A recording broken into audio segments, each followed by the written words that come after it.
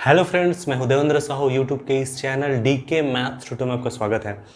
आज हम linear algebra का थर्ड वीडियो लेक्चर है ना करने वाले हैं और इसमें स्पेशली जो है हम क्वोशंट स्पेस है ना, डायरेक्ट सम है, इनसे रिलेटेड जो भी एग्जांपल्स और कॉन्सेप्ट हैं वो सब देखेंगे। और जो इससे पहले वीडियो लेक्चर में मैंने जो कवर किया था उसमें union of to sub spaces में और मे नॉट बी सब स्पेस में जो बताया था उनका एग्जांपल मैंने नहीं बताया था, तो वो एग्जांपल मैं पहले देने वाला हूँ, उसके बाद मैं कंटिन्यू करूँगा।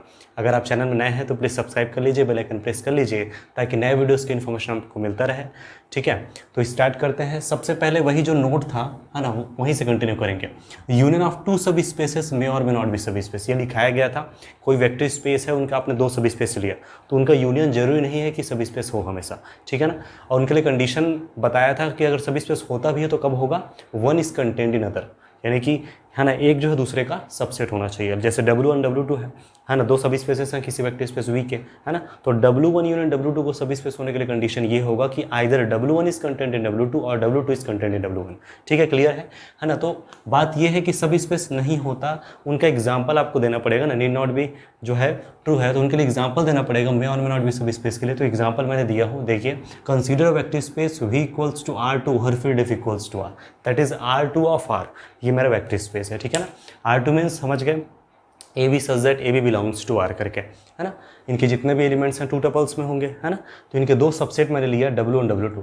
W1 W2 दोनों सब स्पेसेस हैं, है ना। किसके, R2 के। देख सकते हैं कि A0 such that A belongs to R, किसको शो कर रहा है, एक्स एक्सिस, ठीक है ना। W2 0 भी such that B belongs to R, किसको शो कर रहा है ना, Y axis. And we know that X axis and Y axis both are सब स्पेसेस ऑफ धन R2 प्लेन, कन्फर्म ना, ठीक है ना। तो दोनों सब स्पेसेस हैं, इतना क्लियर है। अब मैं इसका यूनियन तैयार किया, W1 यूनियन W2, बोले तो A0 0 भी such that A B belongs to R, A0 0 भी टाइप के पूरे इसमें एलिमेंट भरे होंगे, इतना तो क्लियर है। तो मैंने दो एलिमेंट यहाँ से टैग किया, है ना, 3005। हमें पता होना चाहिए अगर, है ना, W1 W2 सब स्पेस है तो आप कोई भी दो वेक्टर यहाँ से टैग करते हैं तो उनका लीनियर कॉम्बिनेशन भी इसी के अंदर जाना चाहिए। लीनियर कॉम्बिनेशन मतलब एडिशन, सबट्रैक्शन या स्केलर मल्टीप्लिकेशन, सबके सब जाना चाहिए इसमें।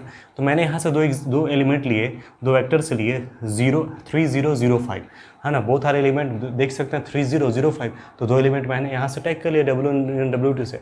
लेकिन जब आप दोनों का सम करते हैं, मैं खाली सम कर रहा हूँ, सम भाई लीनियर कॉम्बिनेशन लेना है कुछ भी ले सकते हो, तो यहाँ पर मैंने इस तरह से लिया, समझ लीजिए, है ना। स्केलर मैंने 1 1 लिए, ठीक है ना, और वेक्टर मैंने ये लिए। अब दोनों को जब कॉम्बिनेट किया तो नया वेक्टर मुझे मिला, देख सकते हैं 30 + 0 है, क्या मिलेगा, 35, ओके ना, है ना। 3 + 0 0 + 5 that is 35 and 35 does not belong to W1 W2। भाई लीनियर कॉम्बिनेशन उसमें जाना चाहिए ना, दो वेक्टर आपने लिया तो, अगर वो सब स्पेस हो तो। सब स्पेस नहीं, इस बात को क्लियर हो गया, क्लियर है। तो आप देख सकते हैं मैंने दो वेक्टर लिया, उनके लीनियर कॉम्बिनेशन इसके अंदर नहीं जा रहा है, मतलब कंट्रडिक्शन हुआ, and so W1 and W2 is not a सब स्पेस ऑफ V। ठीक है, ऐसे आप और भी एग्जांपल देख सकते हैं। मेन ये था कि एग्जांपल कवर करना था, ठीक है। अब हम देखेंगे, है ना, क्वोशंट स्पेस या फिर फैक्टर स्पेस। देखिए क्वोशंट स्पेस, है ना, let V और F be a vector space and let W be a subspace of V और F, then W plus is normal subgroup of abelian group V plus। Careful observe कीजिए, बहुत ही easy concept है, कुछ है ही नहीं इसमें। देखिए आप क्वोशंट ग्रुप जानते हैं, है ना, क्वोशंट रिंग भी जानते हैं, ठीक है ना, तो ये भी समझ आ जाएगा, क्वोशंट स्पेस भी क्लियर हो जाएगा, है ना। तो सबसे पहली चीज़ तो है V वेक्टर स्पेस है और V के पास एक ही बाइनरी ऑपरेशन होता है, तो रिंग के बारे में दिमाग लगाने की जरूरत नहीं, बट ग्रुप के बारे में दिमाग लगा सकते हो आप, है ना, क्योंकि V प्लस अबेलियन ग्रुप होता है अगर वो वेक्टर स्पेस है तो। V प्लस अबेलियन ग्रुप है ना, और W उनका सब स्पेस है, मतलब सब ग्रुप तो होगा ही होगा, ऑब्वियस सी बात है। और V प्लस अगर अबेलियन ग्रुप है तो उनके जितने भी सब ग्रुप होंगे वो क्या होगा, नॉर्मल सब ग्रुप होगा, ऑब्वियस सी बात है ना, ठीक है। तो इसका मतलब ये हुआ कि W plus is abelian group, है ना, W प्लस इज नॉर्मल सब group of abelian group V plus करके, इतना क्लियर। या दूसरा तरीका आप ये समझ सकते हो, अगर W सब स्पेस है तो खुद अपने आप में क्या होगा, अबेलियन ग्रुप होगा। अगर W सब स्पेस है तो खुद अपने आप में वेक्टर सब स्पेस होगा। अगर वेक्टर स्पेस हुआ मतलब अपने आप में क्या हुआ, प्लस के रिस्पेक्ट में अबेलियन ग्रुप हुआ ना भाई। इसका मतलब क्या हुआ, अबेलियन ग्रुप हुआ, है ना, और कोई भी अबेलियन ग्रुप अपने आप का खुद का सब ग्रुप होता है और क्या, नॉर्मल सब ग्रुप होता है। तो ये बताने का मकसद था कि क्वोशंट ग्रुप हमें या फैक्टर ग्रुप जब तैयार करना होता है ना, एक्चुअल में क्या होता है, राइट कोसेट्स का कलेक्शन या लेफ्ट कोसेट्स का कलेक्शन। इस सिचुएशन में राइट कोसेट और लेफ्ट कोसेट सेम होंगे, मतलब कि W plus alpha alpha plus W same होगा यहाँ पर, चाहे आप इसका कलेक्शन लो चाहे अल्फा प्लस W का कलेक्शन लो, एक ही मतलब है। तो इनका जो कलेक्शन होता है वो क्वोशंट ग्रुप फॉर्म करता है। सिमिलरली यहाँ पर क्या कॉन्सेप्ट है कि अगर V ओवर F अगर वेक्टर स्पेस है तो इस सिचुएशन में अगर है ना W अगर का सब स्पेस हो तो फिर V अपॉन W जो होता है मतलब राइट कोसेट्स का जो कलेक्शन या फिर लेफ्ट कोसेट्स का जो कलेक्शन होता है वो क्या फॉर्म करता है, एक वेक्टर स्पेस फॉर्म करता है over the same field F करके। क्लियर है, ये इंटरेस्टिंग फैक्ट है। अंडर द ऑपरेशंस दो ऑपरेशन होगा, एक वेक्टर एडिशन के लिए, एक स्केलर मल्टीप्लिकेशन के लिए, जिसमें से एक बाइनरी ऑपरेशन होगा। ये तो क्लियर है। तो मैं बाइनरी ऑपरेशन को मैं ले रहा हूँ यहाँ पर स्टार करके, तो from V upon W cross V upon W to V upon W define कैसे होगा, W प्लस अल्फा है ना star W plus beta equal to W plus है ना अल्फा प्लस बीटा करके। क्लियर है इसको आप प्लस करके भी शो कर सकते हो, बट V अपन W का ऑपरेशन है, ये ध्यान रखना है ना। और याद रखना ये वेक्टर एडिशन वाला कॉन्सेप्ट हुआ, तो W plus alpha W plus beta operate हुआ है ना इस पहले वाले बाइनरी ऑपरेशन के रिस्पेक्ट में, तो इसका मतलब W plus alpha plus beta हुआ, एक ये हुआ। दूसरा है ना, ठीक है, मैं यहीं पर लिख देता हूँ। सेकंड ऑपरेशन जो है वो होगा has from F cross V upon W है ना टू V अपॉन W है ना। देखिए याद रखिए फील्ड से आप एलिमेंट ले रहे हो और एक वेक्टर यहाँ से ले रहे हो मतलब ना, तो एक स्केलर हुआ, याद रखिए स्केलर हुआ, एक वेक्टर हुआ, मल्टीप्लिकेशन होकर फिर से जो मिला वो इसमें जाएगा। ठीक है, तो ये स्केलर मल्टीप्लिकेशन का कॉन्सेप्ट है। यहाँ पर क्या था, यहीं से दो वेक्टर लिए थे ऑपरेट करके फिर से इसी में जा रहा था, बट इसमें आप बाहर से लगे, ये इंटरनल कंपोजिशन या एक्सटर्नल कंपोजिशन। याद रखना वेक्टर स्पेस फॉर्म करता है अपने आप में ना। ठीक है, over the same field. Interesting यही है कि जो फील्ड वेक्टर स्पेस का है उसी फील्ड पर वेक्टर स्पेस फॉर्म करता है। ठीक है, तो ये कैसे डिफाइन होगा, बाई अल्फा या है ना स्केलर है तो ऐसा नाम देते हैं ए हैज़ है ना W प्लस अल्फ़ा, तो क्या मिलेगा है ना W प्लस ए अल्फ़ा करके। क्लियर है, तो जो मिलेगा वो फिर से V अपॉन W का एलिमेंट होगा। ये बात दिमाग में अच्छे से सेट रखना है। तो दो चीज़ें हो गया, वेक्टर एडिशन, स्केलर मल्टीप्लिकेशन है ना। दिस फॉर्म्स अ है ना दिस V अपॉन W है ना forms a vector space over the same field F under the operations this and known as quotient space और फैक्टर स्पेस। ठीक है, clear है। तो ये बात अच्छे से दिमाग में सेट रखना है। कोशेंट स्पेस क्या है समझ आ गया है ना। अब बात आती है ना इनसे रिलेटेड कुछ एग्जांपल्स की, कुछ कॉन्सेप्ट्स की, वो देख लेते हैं। नोट देखिए, V upon W is not a सब स्पेस ऑफ V। ठीक है, बहुत इंपॉर्टेंट नोट है ये है ना, क्योंकि कई लोग कंफ्यूज हो जाते हैं इसमें। V अपॉन W V का कैसे सोचिए ना, कैसे सब स्पेस हो जाएगा। सब स्पेस होने के लिए कंडीशन क्या है पहले बताइए।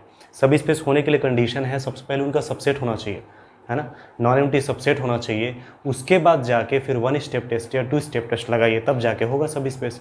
आप कैसे डायरेक्ट कह सकते हैं है ना। तो ये बात अच्छे से सेट रखिए, क्योंकि ये इनका सबसेट ही नहीं होता है। V अपॉन W के एलिमेंट राइट कोसेट या लेफ्ट कोसेट के फॉर्म में होगा और V के एलिमेंट वेक्टर्स होंगे सिंपली, एलिमेंट्स होंगे सिंपली। तो कहाँ से इनका सबसेट ही नहीं तो सब स्पेस कैसे होगा। इज नॉट अ सब स्पेस ऑफ ए, दिमाग में अच्छे से सेट रखिए। लेकिन जो सब स्पेस होते हैं और ये कोशेंट स्पेस होता है, उनकी विशेषता ये है कि इनकी जो कार्डिनलिटी जो होती है इनकी कार्डिनलिटी से छोटी या इक्वल होती है। इसकी कार्डिनलिटी भी इनकी कार्डिनलिटी से छोटी या इक्वल होती है।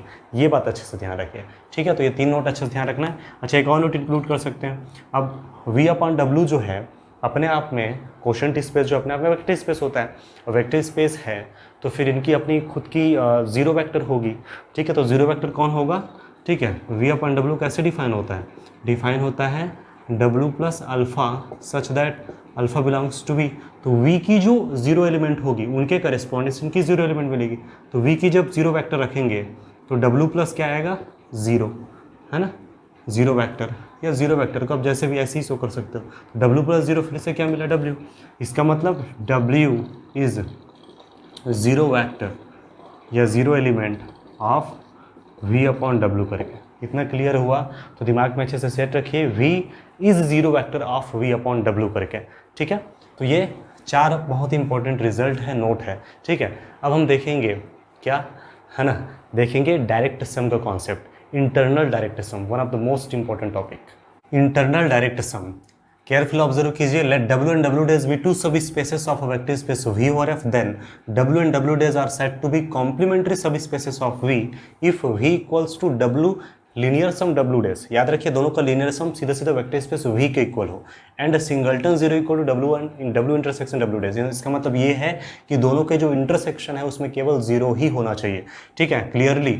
सबसे खास बात, दोनों को कंबाइन करते हुए इस तरह से लिखा जाता है ना, और ये जो है यही कहलाता है डायरेक्ट सम, इंटरनल डायरेक्ट सम, ठीक है ना। और चूंकि दोनों का सम करने से हमें v मिलता है, तो इसको इस तरह से भी कह सकते हैं, v is called internal direct sum of w and w dash करके। क्लियर है? तो ये बात तो अच्छे से सेट कर देना चाहिए कि जो वेक्टर स्पेस v है उसे मैं w और w डैश का इंटरनल डायरेक्ट सम कहूँगा इस सिचुएशन में, जब ये दोनों कंडीशन होल्ड होगा। कब? जब दोनों वेक्टर, देखिए मैं एक बार रिवाइज कर देता हूँ। आपने एक वेक्टर स्पेस लिया v, है ना, ओवर द फील्ड f, दो सब स्पेसेस आपने लिए w w डैश, दोनों सब स्पेसेस को आप कॉम्प्लीमेंट्री सब स्पेसेस कहेंगे, या फिर डब्ल्यू डब्ल्यू डैश का कॉम्प्लीमेंट है, डब्ल्यू डैश डब्ल्यू का कॉम्प्लीमेंट है। कंडीशन ये है कि दोनों का जो लीनियर सम होगा, दोनों को सम करने से, लीनियर सम तब जानते ही हैं, यहाँ से एलिमेंट को सम, है ना, जोड़ते जाइए पूरे इसी में जाना चाहिए फिर से। तो याद रखिए जितने भी, है ना, याद रखिए दोनों का जो लीनियर सम है वो सीधे सीधे वी के इक्वल होना चाहिए, वेक्टर स्पेस के इक्वल हो जाना चाहिए। दूसरा चीज़, दोनों के इंटरसेक्शन में केवल जीरो ही होना चाहिए, और इसको सिंबलिकली इस तरह से शो किया जाता है, बोले तो v equal to W direct sum W dash करके, ठीक है। In this case v is called internal direct sum of w and w dash करके, और इस स्थिति में v को हम w और w डैश का क्या कहते हैं? इंटरनल डायरेक्ट सम, ठीक है ना, आंतरिक, है ना, योग कहा जाता है, आंतरिक अनुलोम योग या सीधा योग, ठीक है, बोले तो इंटरनल डायरेक्ट सम कहते हैं, ठीक है। अब ये डेफिनेशन समझ आ गया होगा, अब एग्जाम्पल जरूरी समझना। एग्जाम्पल देखिए, है ना, तो मैंने वेक्टर स्पेस के तौर पे लिया, सबसे पहले कंसीडर कर लेते हैं, consider vector space v equals to R2 over field f equals to R, ठीक है ना, R2 ओवर R पर, है ना, मैंने ले लिया वेक्टर स्पेस, है ना, मैंने दो सब स्पेसेस लिया, टेकिंग सब स्पेसेस, है ना, ऑफ v, एक लिया मैंने w, है ना, w डैश करके, ठीक है। W1 और W2 भी लिख सकते हो, कोई दिक्कत नहीं, है ना, W1 W2, चलो तीन ठो ले लेते हैं, क्या दिक्कत है, W3 भी, एक मैंने लिया A0 such that A belongs to R करके, एक मैंने लिया 0B such that B belongs to R करके, समझने के लिए आसान होता है ना, इसलिए एग्जाम्पल लिया हूँ। एक लिया A such that A belongs to R करके, यह नाम दे देते हैं CC करके, सब में अलग अलग दिए तो, है ना। ये तीन अलग अलग सब स्पेसेस हैं, ग्राफिकली भी आप समझ सकते हो, ये हमारा x एक्सिस है, ये हमारा y एक्सिस है, और ये हमारा क्या है ना, स्ट्रेट लाइन है, ठीक है ना। एंगल जो है, जो कि x एक्सिस पर एंगल बनाता है π/4 45 डिग्री, है ना। तो ये जो है हमारा, ये वेक्टर स्पेस है R2 प्लेन जो है, इनका सब स्पेस के तौर पे मैंने लिया है W1, है ना, W2, है ना। अब बात आती है, उसके बाद एक और लिया मैंने, लेकिन पहले दो पे काम कर लेते हैं, W1 और W2, दोनों के लीनियर सम पहले V के इक्वल आता है कि नहीं वो देखना है, R2 के इक्वल आता है कि नहीं वो देखना है।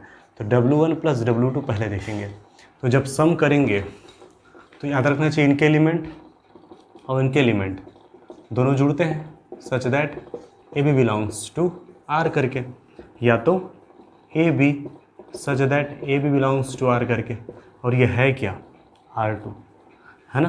यानी कि दोनों को जब लीनियर सम करते हैं तो पूरा R2 की इक्वल आ जाता है, ये इंटरेस्टिंग हुआ, है ना। दूसरा चीज़, दोनों का इंटरसेक्शन क्या है, तो दोनों के इंटरसेक्शन में अगर देखा जाए तो ए की जगह हम 0 रखेंगे तो 0 0, बी की जगह हम 0 रखेंगे 0 0 0 0 0 0 शामिल है, तो क्या आ रहा है ना, सिंगलटन 0 करके। इसका मतलब ये हुआ कि W1 direct sum W2 V के इक्वल है ना, या V is direct sum of W1 W2, ऐसे भी बोल सकते हो, है ना। और अब देखिए W1 W2 और W3 को देख लेते हैं, है ना, दोनों का लीनियर सम, ग्राफिकली मैं लास्ट में बताऊंगा, अब दोनों का देखते हैं, W2 प्लस W3, है ना। तो जब सम करेंगे तो 0 0B plus CC such that, है ना, जो भी है ना, BC जो कि R से आएगा, सम करेंगे तो C आएगा, B प्लस C आएगा, such that BC belongs to R। रन तो दोनों कर रहा है, इनको नया नाम दे देते हैं A डैश B डैश, तो यहाँ A डैश B डैश, ये फिर से क्या आ गया, R2 आ गया। इसका मतलब दोनों का लीनियर सम भी हमारा जो है क्या आ रहा है, R2 आ रहा है। अब जब दोनों का लीनियर सम R2 आ रहा है तो 100% से हो रहा है कि W1 और W3 का जो सम आएगा, ये प्लस C 0 प्लस C है वो भी अलग अलग, यानी इसका मतलब वो भी R2 ही आएगा, ठीक है ना। अब इंटरसेक्शन की बात है तो इंटरसेक्शन में भी ऑब्वियस सी बात है ना, यहाँ पर जब 0 रखेंगे तो 0 0 0 0, वही बात तो शामिल होगा, और क्या शामिल हो सकता है, ठीक है ना। इसका मतलब W1 plus direct sum W2 है ना, W2 डायरेक्ट सम W3 है ना, और W1 डायरेक्ट सम W3, ये सब वेक्टर स्पेस के इक्वल है ना।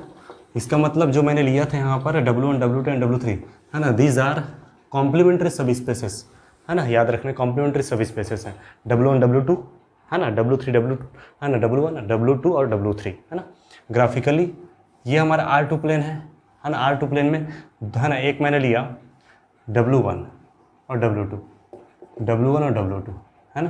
तो याद रखिए ये और ये दोनों को है ना, दोनों को हम अब क्या करते हैं, कंबाइन करते हैं, दोनों को जब लीनियर सम करते हैं V आता है और इंटरसेक्शन में है 0, ग्राफिकली देख सकते हैं, और ये पूरा मिल जाता है R2 है ना, मतलब इन दोनों के थ्रू पूरा R2 मिल गया। इसी तरह से W1 W2 के थ्रू W1 और ये मैं कह रहा था ये W3 है ना, y equal to x line है ना, तो इन दोनों के थ्रू भी पूरा R2 मिल जा रहा है, इंटरेस्टिंग। और इसी तरह से इन दोनों के थ्रू भी R2 मिल जा रहा है, W2 W3, तो आप देख सकते हैं W1 W2 W1 W3 W2 W3 करके, ठीक है ना। तो आपको कॉन्सेप्ट समझ आ गया होगा, प्रैक्टिस कीजिए, और किसी भी तरह से डाउट निकल के सामने आता है बेझिझक आप कमेंट कर सकते हैं। नोट देखिए, if W1 W2 and W3 are सब spaces of vector space V और F, then first point W1 intersection W2 plus W3 is contained in W1 plus W3 intersection W2 plus W3, just है ना opposite concept W1 plus W2 intersection W3 contains W1 intersection W3 plus W2 intersection W3। दोनों को एक साथ कभी मत याद करना, जब भी ड्युअलिटी का कॉन्सेप्ट आता है तो एक ही याद करना चाहिए, आप इसको दिमाग में सेट रखो, ठीक है। जहाँ इंटरसेक्शन वहाँ प्लस याद रखना। फिर अच्छा प्रूफ की जहाँ तक बात है, इनको इनका सबसेट प्रूफ करना, तो यहाँ से आप एलिमेंट टेक कर लीजिए है ना, वो एलिमेंट इसके अंदर जाना चाहिए, तो फिर हो जाएगा इनका सबसेट, इतना तो दिखाना है, और कोई बहुत बड़ी चीज़ नहीं है। तो मैं उम्मीद करता हूँ आप कर लेंगे, कोई भी प्रॉब्लम होगा आप कमेंट करके बता सकते हैं ना। यहाँ से जब एलिमेंट लेंगे तो याद रखिए आप अल्फ़ा बीटा के फॉर्म में लीजिए है ना, अल्फ़ा है ना प्लस बीटा के फॉर्म में, अल्फ़ा प्लस बीटा के फॉर्म में, इसमें अल्फ़ा इसमें जाएगा बीटा इसमें जाएगा, फिर वो अल्फ़ा दोनों इंटरसेक्शन मतलब दोनों में है, तो ऐसे आप कंबाइन करते हुए बनाइए, जरूर इसमें जाएगा, कोई इसमें प्रॉब्लम वाली बात नहीं। तो अच्छे से नोट कीजिए, क्योंकि यहाँ से क्वेश्चन आ चुका है ना नेट एग्जाम में, ठीक है। तो ये नोट अच्छे से कर लीजिए, क्लियर है।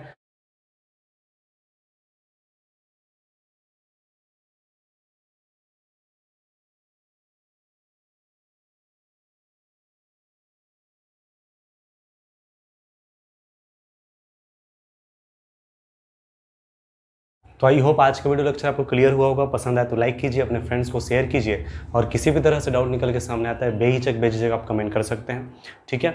और जो नेक्स्ट लेक्चर होगा उसमें हम लीनियर कॉम्बिनेशन, लीनियर स्पान है ना, बेसिस के जितने भी कॉन्सेप्ट है उसको कवर करेंगे, ठीक है। तो फिलहाल आज के लिए इतना ही, thank you for watching this video.